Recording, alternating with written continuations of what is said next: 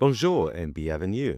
This is Fabulously Delicious, the French food podcast, the show that's your ticket to all things French cuisine. From the buttery croissants of Paris to the rich chestnuts of the Ardèche, we explore the food culture that has shaped modern gastronomy and continues to inspire taste buds worldwide. French cooking, it isn't just about recipes. It's about passion, history, and the art of savouring life one bite at a time. On this podcast, we dive into the stories behind iconic ingredients, discover hidden culinary gems, and meet the incredible people, chefs, home cooks, artisans, and farmers who bring these flavours to life.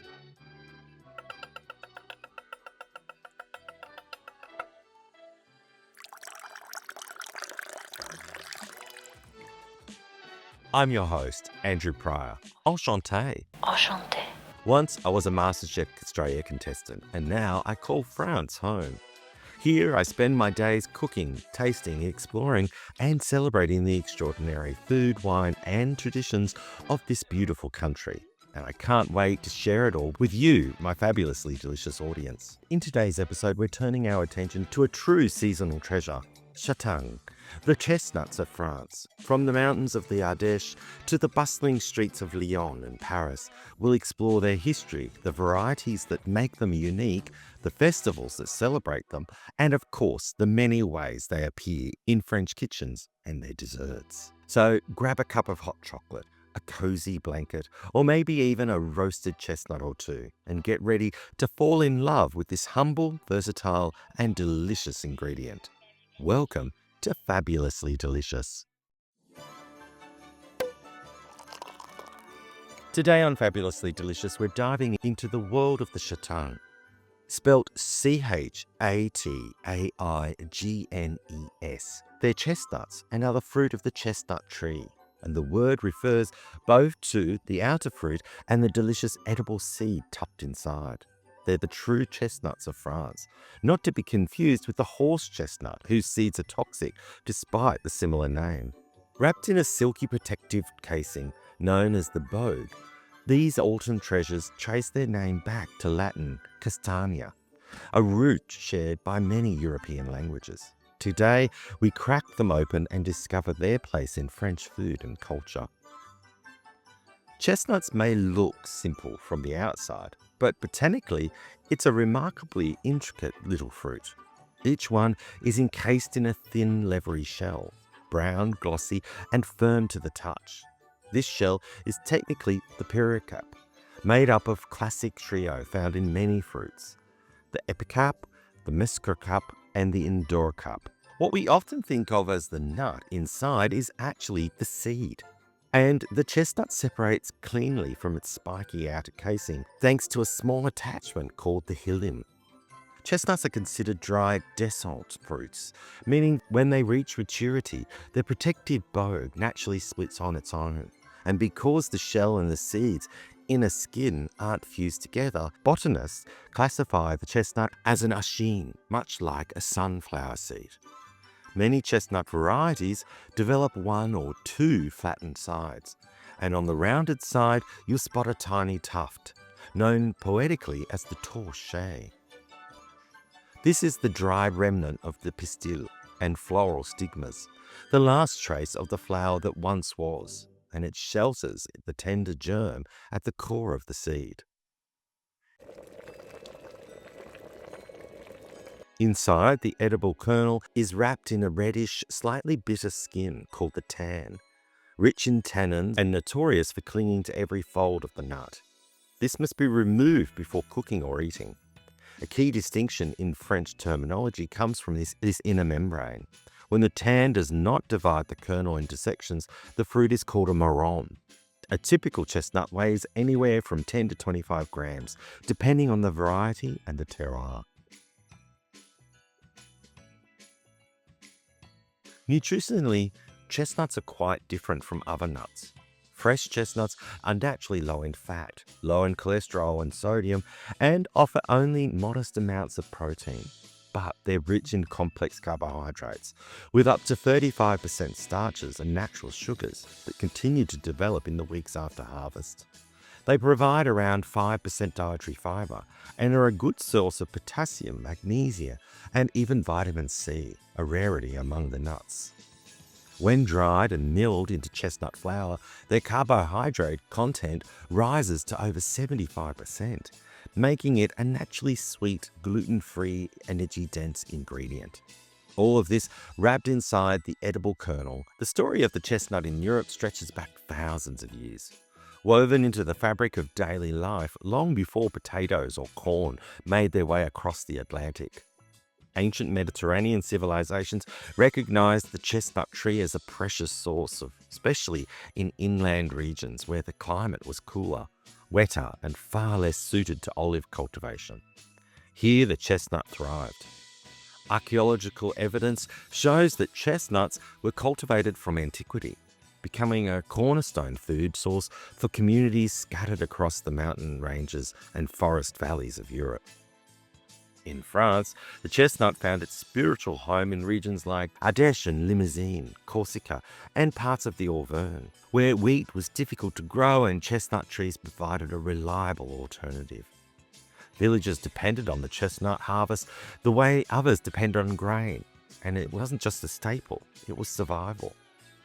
So essential was the tree that it earned the poetic name l'arbre à pain, the bread tree, because its fruit could be dried, ground into flour, baked into cakes, porridges and breads, or stored to sustain families through long winters.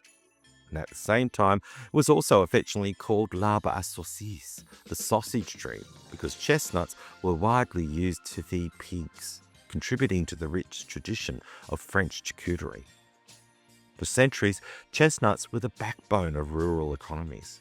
Every part of the tree served a purpose: wood for construction and tools, leaves for the livestock bedding, and the fruit for both humans and animals. Entire cultural landscapes emerged around the chestnut, with terraced orchards carved into steep hillsides, drying sheds known as cleds in the Cévennes, and century-old conservation techniques that are still practiced today. But by the 19th century, the perception of the chestnut began to shift. As industrialization spread and urban life grew more aspirational, chestnuts became associated with poorer, rural populations, those who relied on them out of necessity rather than choice. In an age obsessed with social hierarchy, the word châtaigne began to sound rustic, even peasant-like. Instead, the more elegant term, marrons, gained cultural traction. It sounded refined, genteel, perfect for patisseries and fine confectioners who wanted to elevate the chestnut products, like the marron glacé. This linguistic shift has fueled centuries of confusion, but also reflects the changing social identity of the chestnut itself. Despite its humble origins, the chestnut has regained its prestige in modern France. Protected designations like the AOP Châtaigne d'Arche celebrate regional chestnut heritage, while traditional dishes like the crème de marron, the marron glacé, chestnut soups and chestnut stuffed poultry appear every year as the air cools and autumn festivals begin. Today, the chestnut is more than a survival food. It is a symbol of terroir, tradition, and the deep rural roots of French gastronomy. France is home actually to an impressive diversity of châtaigne, chestnut and marron varieties, each suited to different culinary uses and regional traditions.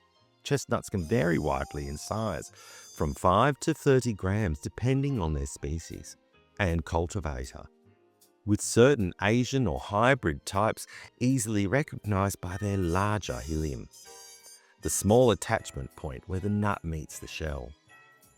Many cultivars have been developed specifically to serve the confectionery and canning industries, where consistency, size, and ease of peeling are crucial. These modern hybrids, such as the Bouche de Berzac, Marigold, Burnet, and Pucul Migul, désolé pour mon pronunciation there, are valued for producing large, smooth, handsome fruits. Yet despite their commercial appeal, some chestnut purists regard them as lacking the depth of flavour found in older traditional varieties. Those traditional or peasant varieties, often tied closely to particular regions and generations of local cultivation, may offer smaller fruits, but they are prized for their richer, more complex taste.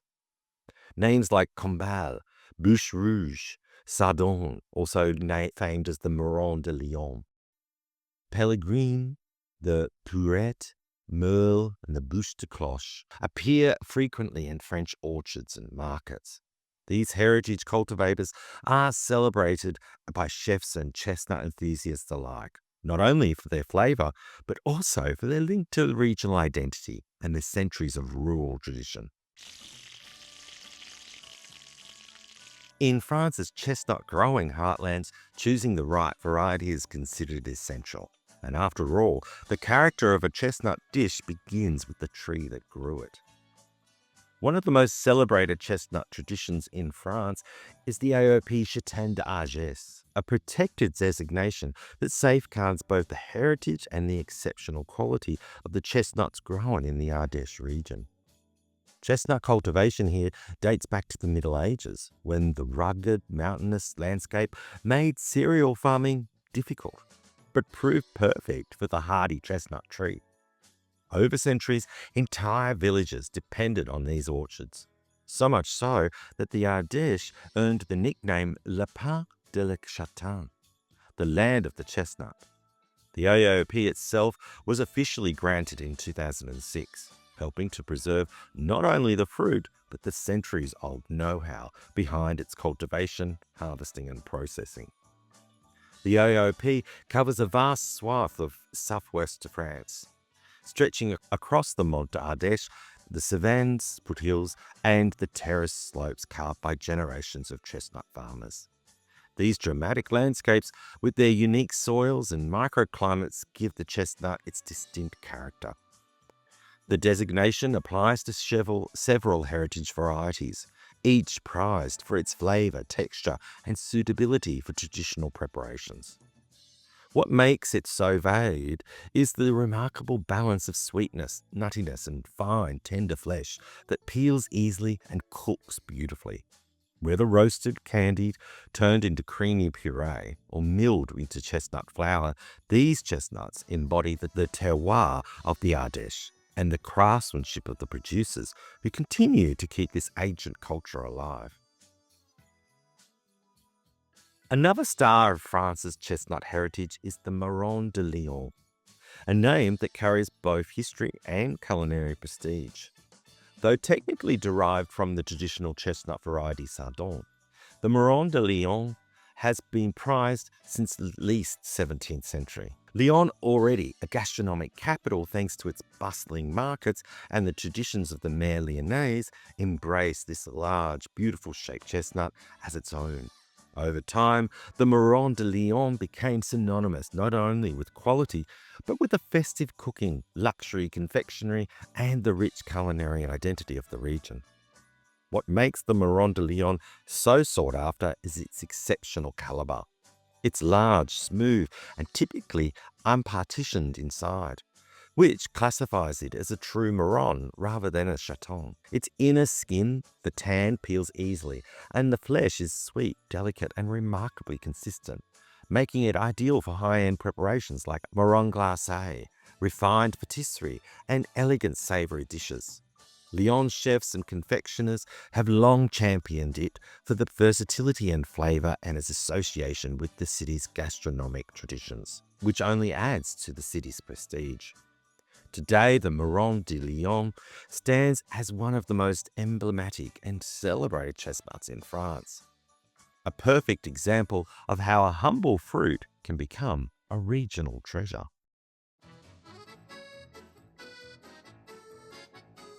Discover the real France with a Vienne cooking experience. Escape the tourist crowds and dive into the heart of French gastronomy. Join me in Montmorillon, a delightful town where history, culture, and cuisine come together for an immersive, hands-on cooking experience. What you'll experience is a French cooking class. Roll up your sleeves in my home kitchen for 1 or 2 full-day regional cooking sessions. Together, we'll prepare and enjoy traditional French dishes for both lunch and dinner. exploring the flavors and techniques that make this region so special. We'll go on a culinary adventure, so to speak, and learn the secrets behind local ingredients, master classic French recipes, and discover how French chefs bring their dishes to life. Every session is interactive, fun, and tailored to your interests, and limited to a group of 6. Between cooking, we'll stroll Montmorillon's bustling market, browse quaint galleries, and soak up the rhythms of local life.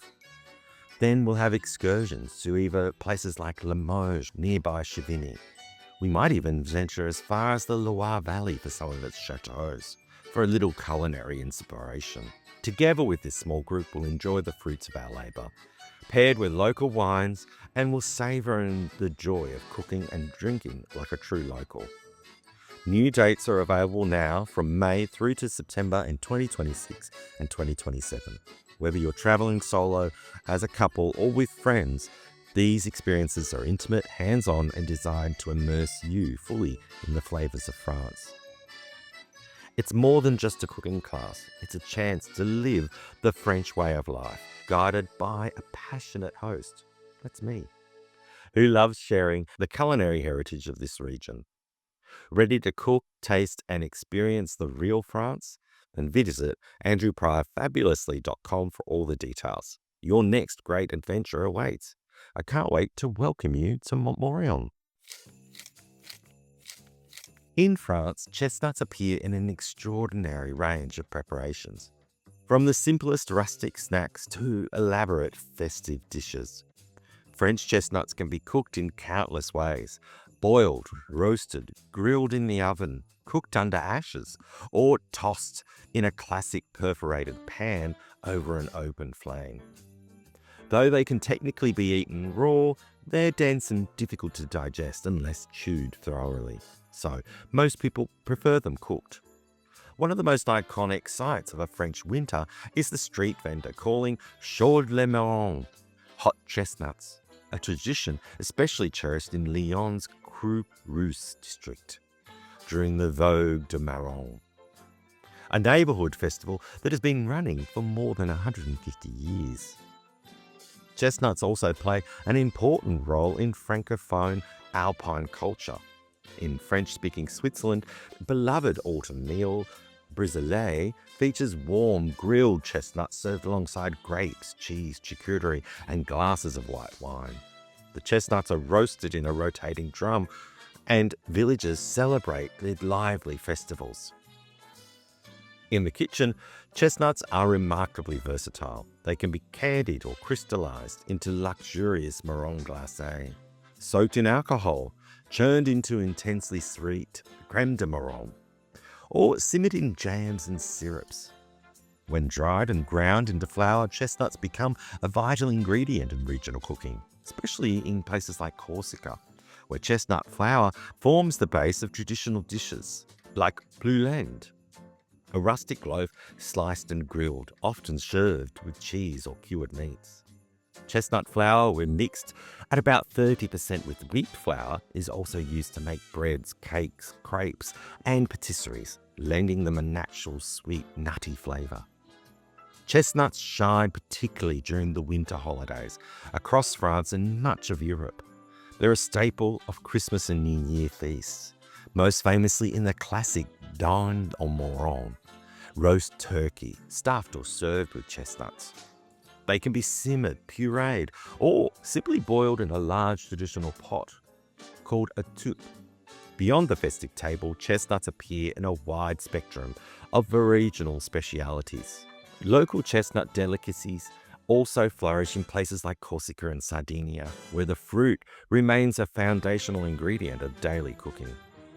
From street corners to celebratory tables, rustic farms to refined patisseries, chestnuts are woven deeply into the culinary imagination of France, an autumn treasure that warms both the kitchen and the spirit.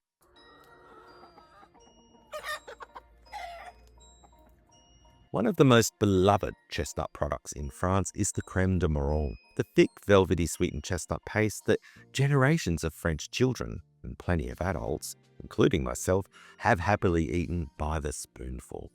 At its simplest, creme de marron is made from cooked chestnuts blended with sugar and often a touch of vanilla, creating a smooth, rich spread with a flavour that is both earthy and luxuriously sweet. Despite the name, it is almost always made from marrons, the large, unpartitioned cultivators prized for their fine texture and ease of peeling. Creme de Marron has its origins in the Ardèche, the historic heartland of French chestnut cultivation. Its creation is most often credited to Clément Fouguier, an industrialist from Privas who in 1882 was searching for a way to salvage broken pieces of marron left over from the production of the prestigious marron glacé. These fragments were too irregular to candy, but far too precious to waste. He developed a process to cook them down with sugar, vanilla, and syrup, and the result was the first commercial creme de marron d'Ardèche, a resourceful invention that became an enduring classic. By the early 20th century, creme de marron had become a French pantry staple, celebrated both as a spread and as a baking ingredient. It quickly found its way into pastries, yogurts, cakes, ice creams, and even the famous Mont Blanc dessert, where it forms the sweet vermicelli topping around a mound of whipped cream. Today, jars of creme de marron, most recognizably from Clément Fouguier, remain a symbol of Ardèche craftsmanship and a taste of rustic French tradition. Its popularity endures not just for its nostalgic charm, but for the comforting, unmistakable flavour of chestnuts at their sweetest and most indulgent. One of the most iconic chestnut desserts in the French patisserie repertoire is the Mont Blanc, a whimsical, cloud-like creation inspired by the snow-capped peak of Europe's highest mountain. At its core, the Mont Blanc is a simple yet luxurious combination: a base, often a crisp meringue or occasionally a biscuit, topped with a generous dome of lightly sweetened whipped cream, all hidden beneath delicate strands of sweet chestnut puree or creme de marron, piped to resemble a miniature alpine summit. Its texture is a beautiful interplay of airy, creamy, and velvety textures. Its flavour, an irresistible balance of light dairy sweetness and the earthy richness of chestnuts. The origins of the Mont Blanc lie somewhere between France and Italy, both of which laying claim to the dessert. Chestnut puree desserts appeared in the Piedmont region as early as the Renaissance, and by the 17th century, sweetened chestnut puree, often enriched with cream, was already being served in northern Italian kitchens. The French version evolved later, gaining its characteristic mountain shape and meringue base in the 19th century, particularly in Parisian tea rooms. By the early 20th century, the Mont Blanc had firmly established itself in French patisserie culture, thanks in part to luxury houses like Angelina in Paris, where the dessert became an emblem of Belle Epoque indulgence and a favourite treat of writers, artists, and visiting celebrities. Today, the Mont Blanc remains a cherished classic in patisseries across France, Switzerland, and Italy, though each region adds its own twist. Some use rum or vanilla to perfume the chestnut puree.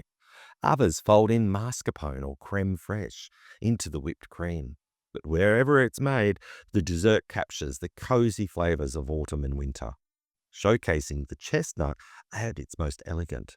More than a dessert, the Mont Blanc is a symbol of mountain heritage, confectionery artistry, and the timeless French love affair with chestnuts. Even the French Republican calendar, created during the Revolution to reflect nature and the agricultural year, honored the chestnut. In this system, each day of the year was named after a plant or an animal or a tool rather than a saint, and the chestnut was assigned to the third day of the harvest moon, which corresponds roughly to September the 24th in the Gregorian calendar. This small but symbolic recognition reflects the chestnut's importance in French rural life. It was not only a staple food, but also a cultural touchstone, integral to the rhythms of the harvest and the cycle of the seasons. By giving the chestnut its own day, the revolutionaries acknowledged its vital role in sustenance, economy, and tradition, and an enduring nod to this humble yet celebrated fruit. big love to everyone listening around the world, and a huge, huge thank you to all of you supporting the podcast through Substack. Your support means the world. Special shout out to Elaine W. and Betsy O for just renewing their subscription. Thank you so much. You're legends. If you'd like to support the podcast too, then you can do so on Substack. The link's in the show notes for this episode. Every subscription really helps keep the show going. And that's a wrap for this episode of Fabulously Delicious. Had you ever thought about the history, festivals, or desserts made from chestnuts before today? What's the most fabulous thing you discovered about the chestnut? Whether it's a fun fact, a recipe inspiration, or a newfound appreciation for French autumnal traditions, I'd love to hear from you. Slide into my DMs on Instagram at Andrew Pryor Fabulously, and let's connect. Chat about chestnuts, French food, or anything delicious, really. Good food has a magical way of bringing people together, don't you think? If you enjoyed today's episode, don't forget to share it around with your friends, family, or anybody who loves French cuisine as much as we do. Your support helps keep the Fabulously Delicious journey alive. And if you're feeling extra fabulous, leaving a review is a wonderful way to help more food lovers discover the show. I'd be so grateful. Thank you so much for joining me today. Your passion for French food and culture inspires every episode, and I'm thrilled to have you along for the ride. Remember my motto, whatever you do it fabulously. Merci beaucoup, and as always, bon app. Until next time, au revoir.